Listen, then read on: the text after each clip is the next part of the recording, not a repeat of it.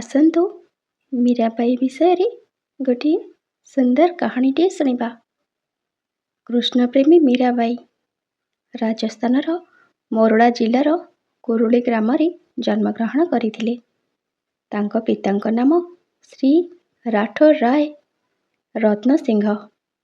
ବାଲ୍ୟକାଳରୁ ତାଙ୍କର ଭଗବାନ ଶ୍ରୀକୃଷ୍ଣଙ୍କ ପ୍ରତି ଭକ୍ତିଭାବ ସୃଷ୍ଟି ହୋଇଥିଲା।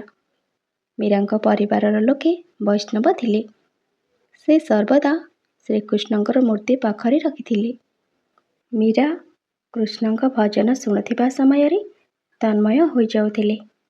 ସେ 16 ବର୍ଷ ବୟସରେ ଚିତ୍ତୋର ରାଜକୁମାର ଭୋଜରାଜଙ୍କୁ ବିବାହ କରିଥିଲେ। ମୀରାଙ୍କ ପିତା ଆଉ ସ୍ୱାମୀ ଏକ ଯୁଦ୍ଧରେ ମୃତ୍ୟୁବରଣ କଲେ। ତାଙ୍କର ଦେବର ବିକ୍ରମାଦିତ୍ୟ ଚିତ୍ତୋର ରାଜଗାଦିରେ ବସିଲେ। ମୀରାଙ୍କ ଜୀବନରେ ଗୋଟିଏ ପରେ ଗୋଟିଏ ଦୁଃଖ ଆସି ପହଞ୍ଚିଲା। ତାପରେ ସେ ଭକ୍ତି ମାର୍ଗରେ ଗତି କରି କ୍ରମେ କୃଷ୍ଣ ପାଗଳିନୀ ହୋଇ ଉଠିଲେ।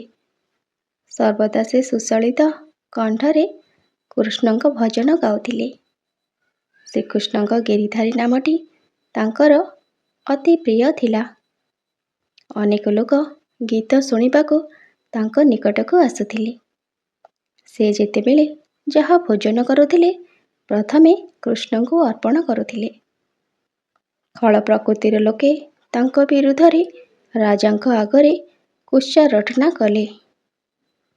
ଏହା ଫଳରେ ରାଜବଧୂର ସମ୍ମାନରୁ ବଞ୍ଚିତ ହୋଇ ସେ ଦାସୀ ଭାବେ ପରିଗଣିତା ହେଲେ। ତାଙ୍କୁ ଅନେକ ନିର୍ଯାତନା ଦିଆଗଲା। ଆଉ ଜୀବନରେ ମାରିଦେବା ପାଇଁ ତାଙ୍କ ଅଜ୍ଞାତସାରରେ ଖାଦ୍ୟରେ ବିଷ ମିଶାଇ ଖାଇବାକୁ ଦିଆଗଲା। ମୀରା କୃଷ୍ଣ ନାମ ଉଚ୍ଚାରଣ କରି ତାକୁ ଖାଇଲେ ଏବଂ ଶ୍ରୀକୃଷ୍ଣଙ୍କୁ ଭଜନ କଲେ। ମାତ୍ର ତାଙ୍କର କିଛି କ୍ଷତି ହେଲା ନାହିଁ।